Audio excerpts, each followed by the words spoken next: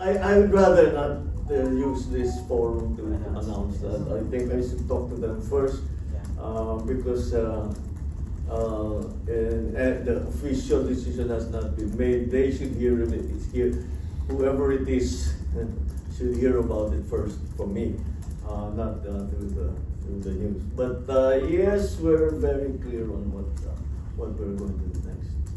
Clarify ko lang po, Mr. President, may napili na po kayo. May napili na po kayo.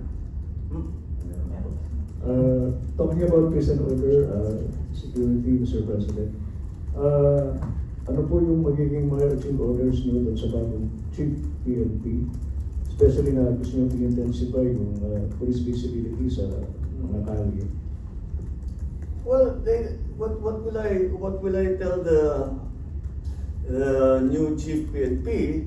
The new Chief PNP is a very senior officer in the PNP. He knows the situation, and I will actually tell them, carry on what you are doing, because we have very good statistics concerning crime, and for example, there's a report here, Metro Manila crime rate is down by 23% in 6 months.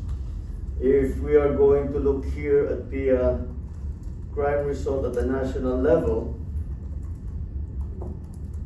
so 15,156 last year in the period of January 1 to May 16, and the period from January 1 to May 16 of 2025, it went down from 15,156 to 11,493.